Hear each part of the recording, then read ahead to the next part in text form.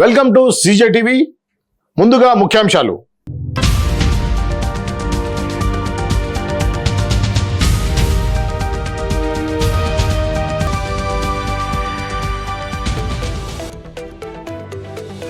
కేటీఆర్ కు సవాల్ విసిరిన డీకే అరుణ.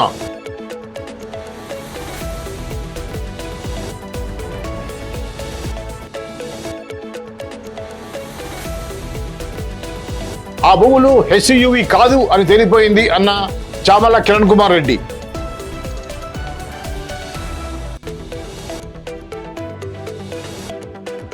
ప్రభుత్వ కాలేజీ విద్యార్థులు సత్తా చాటారు అన్న సీఎం చంద్రబాబు.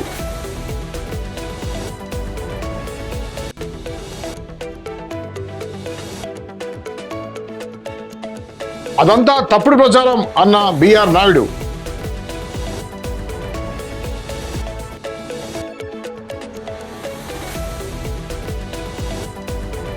ఐసిఐసిఐ బ్యాంకు రుణాలపై బీఆర్ఎస్ వర్కింగ్ ప్రెసిడెంట్ కేటీఆర్ చేసిన వ్యాఖ్యలతో కంచ గచ్చిబౌలి భూములు కేంద్రీయ విశ్వవిద్యాలయమో లేదా అటవీ శాఖకు చెందినవో కావని స్పష్టమైందని కాంగ్రెస్ ఎంపీ చామల కిరణ్ కుమార్ రెడ్డి అన్నారు.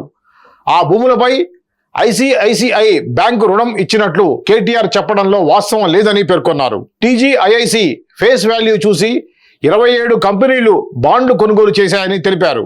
ఆ విధంగా వచ్చిన నిధులే ఐసిఐసిఐ బ్యాంకు ద్వారా టీజీఐఐసి ఖాతాలో జమ అయ్యాయని వెల్లడించారు. కేటీఆర్ నోటికి వచ్చినట్టు మాట్లాడుతున్నారని ఆయన ఆగ్రహం వ్యక్తం చేశారు.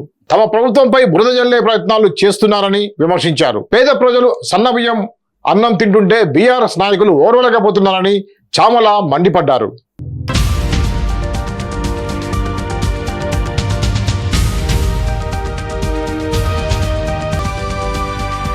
హైదరాబాద్ సెంట్రల్ యూనివర్సిటీ సమీపంలోని కంచ గచ్చిబౌలి భూముల వ్యవహారంలో తెలంగాణ రాజకీయంలో వేడి పుట్టిస్తుంది. ఈ వ్యవహారంపై బీఆర్ఎస్ వర్కింగ్ ప్రెసిడెంట్ కేటీఆర్ మాట్లాడుతూ సీఎం రేవంత్ రెడ్డిపై తీవ్ర విమర్శలు గుప్పించారు. ఓ బీజేపీ ఎంపీకి కూడా ఈ వ్యవహారంలో సంబంధం ఉందని ఆరోపించారు. ఈ నేపథ్యంలో కేటీఆర్ పై బీజేపీ జాతీయ ఉపాధ్యక్షురాలు ఎంపీ డీకే అరుణ విమర్శలు గుప్పించారు. విజయవాడలో డీకే అరుణ మీడియాతో మాట్లాడుతూ కేటీఆర్ కు దమ్ముంటే ఆ బీజేపీ ఎంపీ పేరు చెప్పాలని సవాల్ విసిరారు. ఆ ఎంపీ ఎవరో చెప్పకుండా ఓ ఎంపీ అంటూ గాలి మాటలు మాట్లాడితే సరిపోదని అన్నారు. దక్షిణాదిపై బీజేపీ ఫోకస్ పెట్టిందని తెలిపారు. లోక్సభ ఎన్నికల్లో తెలంగాణలో 8 మంది ఎంపీలు గెలిచామని చెప్పారు. ఏపీలో ఎన్డీఏ ప్రభుత్వం ఉందని అన్నారు. ఏపీలో మళ్ళీ ఎన్డీఏనే అధికారంలోకి వస్తుందని, తెలంగాణలో బీజేపీ స్వతంత్రంగా అధికారంలోకి రాబోతుందని ధీమా వ్యక్తం చేశారు. రేవంత్ రెడ్డి కేటీఆర్ ఇద్దరూ ఒకటేనని, అందుకే తమిళనాడు సీఎం స్టాలిన్ చెన్నైలో నిర్వహించిన సమావేశానికి వెళ్లారని చెప్పారు.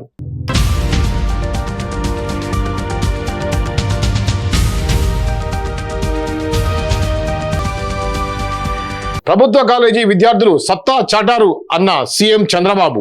ఏపీలో ఈరోజు ఇంటర్మీడియట్ ఫలితాలు విడుదలయ్యాయి. విద్యాశాఖ మంత్రి నారా లోకేష్ ఎంతో నిరాడంబరంగా చెప్పిన సమయానికే ఇంటర్ ఫలితాలను వెల్లడించారు. ఫస్ట్ ఇయర్ విద్యార్థుల్లో 70% ఉత్తీర్ణత నమోదు కాగా సెకండ్ ఇయర్లో 83% ఉత్తీర్ణత నమోదైంది. ఈ నేపథ్యంలో ముఖ్యమంత్రి చంద్రబాబు నాయుడు స్పందించారు. ఈసారి ఇంటర్మీడియట్ పబ్లిక్ పరీక్షల్లో ప్రభుత్వ జూనియర్ కళాశాల విద్యార్థులు ఉత్తమ ఫలితాలు సాధించడంతో ఎంతో ఆనందంగా ఉందని తెలిపారు.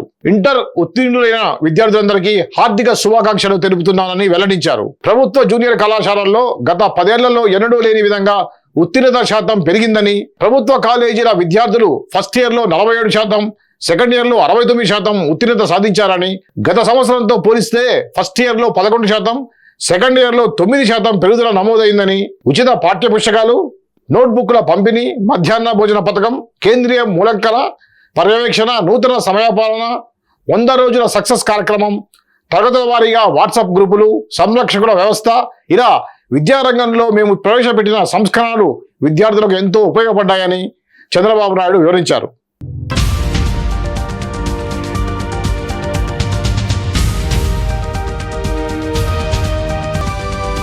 పాకిస్తాన్లో భారీ భూకంపం. పాకిస్తాన్ను భారీ భూకంపం వణికించింది. రావల్పిండికి 60 కిలోమీటర్ల దూరంలో భూ ఉపరితలానికి 100 మీటర్ల లోతులో భూకంప కేంద్రం ఉందని నేషనల్ సెంటర్ ఫర్ సిస్మాలజీ ప్రకటించింది. రిక్టర్ స్కేలుపై భూకంపం తీవ్రత 5.8గా ఉంది. ఈ మధ్యాహ్నం 1 గంటకు భూకంపం సంభవించింది. జమ్మూ కాశ్మీర్ వరకు భూ ప్రకంపనలు వచ్చాయి. ప్రాణ ఆస్తి నష్టాలకు సంబంధించిన వివరాలు వెల్లడి కాలేదు. భూకంపం నేపథ్యంలో పాకిస్తాన్లోని రైళ్ల వేగాన్ని తాత్కాలికంగా తగ్గించారు. అన్ని రైలు సేవలు అంతరాయం లేకుండా కొనసాగుతున్నాయి.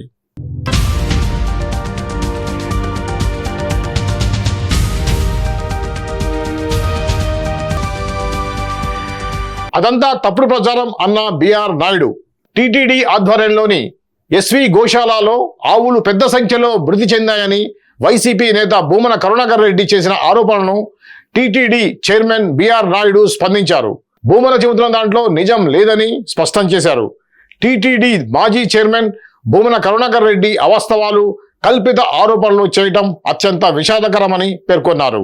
టీటీడీ ట్రస్ట్ ఎంతో అంకిత భావంతో పుణ్య కార్యక్రమాలు చేపడుతుంటే కంటగింపుతో ఈ తరహా చర్యలకు దిగడం బాధాకరమని బిఆర్ నాయుడు తెలిపారు. గోమాతకు హిందూ ధర్మంలో ఉన్న ప్రాధాన్యత అంతా ఇంత కాదని, వేదకాలం నుంచే గోమాతను దేవతలతో సమానంగా పూజిస్తూ వస్తున్నామని వివరించారు.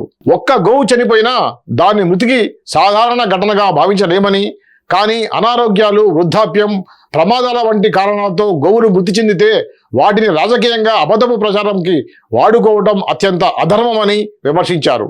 ఇతర ప్రాంతాల్లో చనిపోయిన గోవుల ఫోటోలను టీటీడీ గోశాలకు చెందినవిగా చిత్రీకరించడం దుర్మార్గమని ఆయన ఆగ్రహం వ్యక్తం చేశారు. ప్రజలను మోసగించేందుకు ఇలాంటి కుట్రలకు పాల్పడటం బాధాకరమని, ఇలాంటి వదంతులను ప్రజలు గుర్తించాలని, మోసపోవద్దని సూచించారు. గోసేవ అంటేనే గోదేవి సేవ. ఇంతటి పవిత్రమైన సేవపై రాజకీయ లబ్ధి కోసం బురద చల్లే ప్రయత్నాలను భక్తులందరూ తిరస్కరించాలని బిఆర్ నాయుడు పిలుపునిచ్చారు.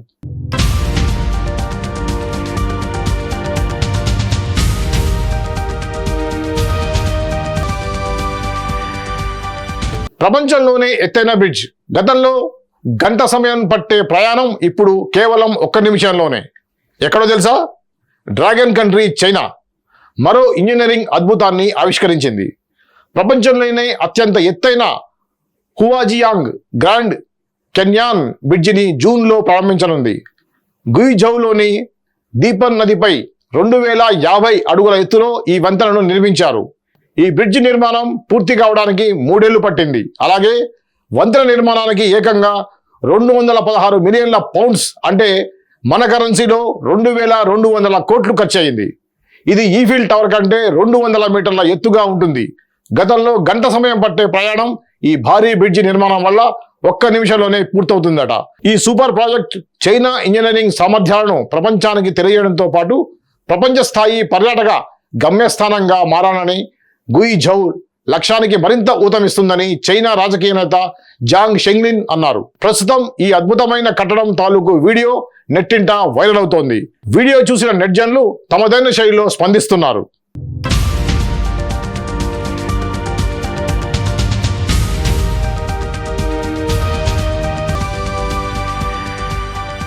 దేవినేని ఉమా కుమారుడి నిశ్చితార్థానికి హాజరైన సీఎం చంద్రబాబు.